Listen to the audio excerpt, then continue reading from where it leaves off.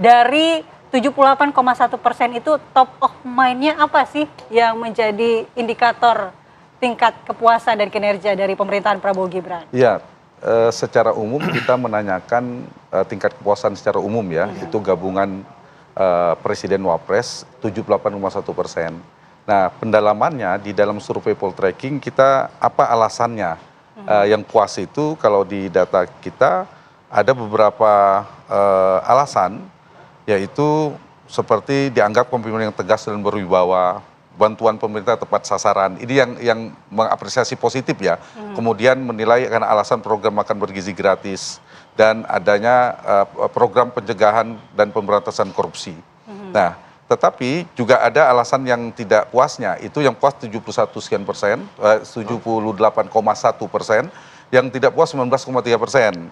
Jadi karena ekonomi yang belum stabil alasannya, kemudian bantuan tidak tepat sasaran 15%-nya, ada kasus korupsi juga bagi yang tidak puas menilai 8%. Jadi ada dua faktor itu. Nah, kalau didalami lagi ada pertanyaan kita apa sungguhnya program yang anggap paling bermanfaat, yang paling tepat sasaran, yang kemudian ini dikonversi bisa menjadi salah satu faktor yang membuat diapresiasi positif kinerjanya.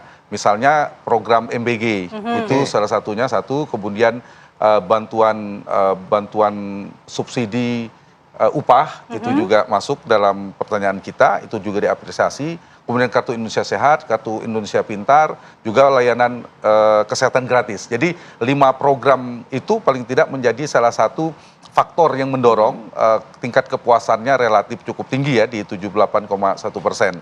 Tetapi secara umum kami juga menanyakan kepuasan bidang. Di bidang itu ada 3 yang diapresiasi positif, yaitu bidang pendidikan, kesehatan, dan pertahanan keamanan. Angkanya di atas 75%. Tapi ada 3 bidang juga diapresiasi sebaliknya yang negatif. Yaitu 1 bidang hukum dan pemberantasan korupsi hanya 68%, di bawah 70% semua. Bahkan ada yang di bawah 60%. Kemudian di bidang stabilitas politik dan stabilitas nasional itu tingkat kepuasannya di angka 65%. Nah, yang menarik ini menjadi PR paling penting bagi pemerintah adalah tingkat kepuasan di bidang ekonomi, hanya 57%. Nah, ini saya kira menjadi PR 3 ini, bidang politik dan stabilitas nasional, hukum dan pemberantasan korupsi, dan ekonomi, itu menjadi PR penting untuk disejajarkan dengan bidang lainnya seperti pendidikan, kesehatan yang cukup relatif baik. Kalau dari survei yang telah dilakukan oleh Poltreking, artinya apakah juga memunculkan indikasi apakah ketidakpuasan ataupun kepuasan dari masyarakat ini terkait kinerja pemerintahan dari Prabowo Gibran karena program-programnya yang berjalan, atau menteri-menterinya yang kemudian dinilai, oh ini kurang puas, oh ini kurang maksimal, seperti itu? Bang Hanta. Iya, 2 faktor itu sama. Kita juga melakukan audit persepsi penilaian dari publik. Yang pertama dari sisi program yang kita tanyakan yang tepat sasaran apa, seperti saya sampaikan tadi, ada 5 program itu paling tidak. Tetapi di saat yang sama ada persepsi negatifnya. Dianggap yang kurang tepat juga hal yang sama bagi yang tidak puas. Nah, ada yang menarik juga dari data survei kami ini, kita menanyakan tingkat persetujuan publik terhadap reshuffle kabinet yang dilakukan oleh Presiden. Itu dari yang tahu 90%-nya, yang tahu ya, kalau kita tanya yang tahu bahwa ada reshuffle yang sudah dilakukan, 90%-nya setuju ada reshuffle. Nah, kemudian kita tanyakan lagi apakah perlu ada reshuffle ke depan, mayoritas masih hampir 40% mengatakan perlu reshuffle. Alasannya apa? Ini saya ingin menjawab pertanyaan itu, adalah kinerja menteri, terutama alasan yang perlu dilakukan reshuffle, menteri yang bagaimana? Yang paling maksimal itu karena alasan kinerja yang belum memuaskan.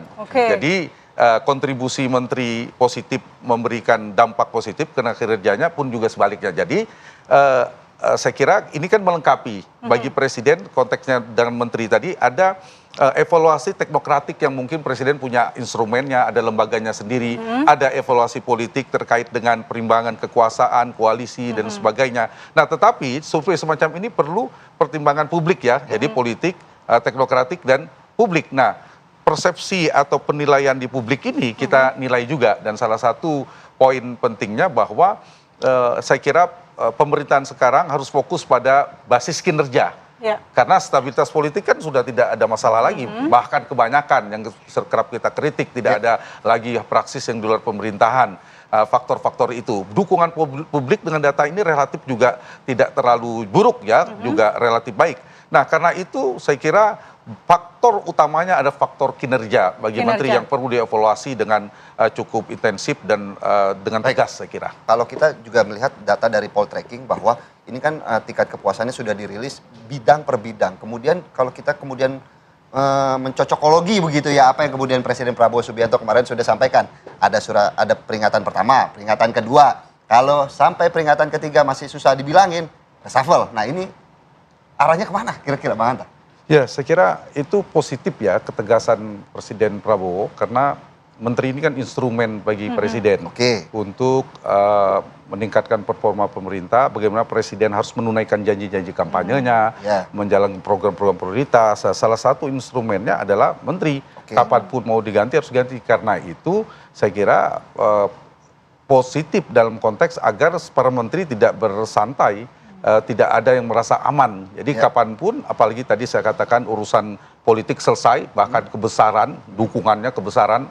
Nah, karena itu fokus saja pada kinerja. Bagi menteri yang tidak bagus kinerjanya, mestinya segera diganti. Lampu kuningnya ada mengarah kemana? Ke menteri mana? Kira-kira. Ya, kalau terutama di sini kami merekam, terutama bidang ekonomi, karena PR-nya di bidang ekonomi, kita bicara secara teknokratik ya, karena evaluasi secara akademik, di mana tadi PR-nya soal ekonomi, yaitu isu tentang lapangan pekerjaan, bagaimana menurunkan angka pengangguran, itu yang menjadi problem. Kemudian kedua, mengendalikan harga kebutuhan pokok. Itulah yang menyebabkan tingkat kepuasan di bidang ekonomi menjadi rendah, meskipun tadi pelayanan kesehatan dan pendidikan yang tinggi.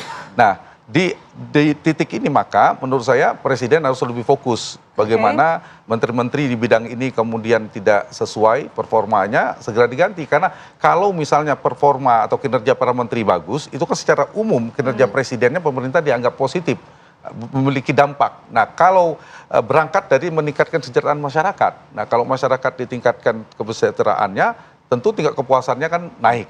Nah, hal yang kedua, saya kira yang juga penting diperhatikan Presiden, sama pentingnya ya, satu, menunaikan, merealisasikan janji-janji kampanye, karena kita merekam dari sisi publik. Yang kedua adalah bagaimana strategi komunikasi ke publiknya.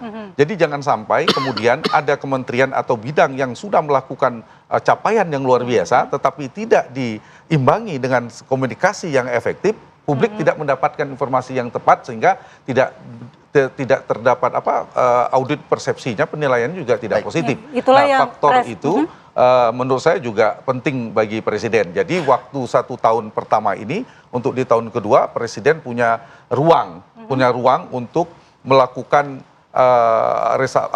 melakukan evaluasi secara lebih komprehensif. Lagi-lagi adalah menteri yang harus dipantau serius.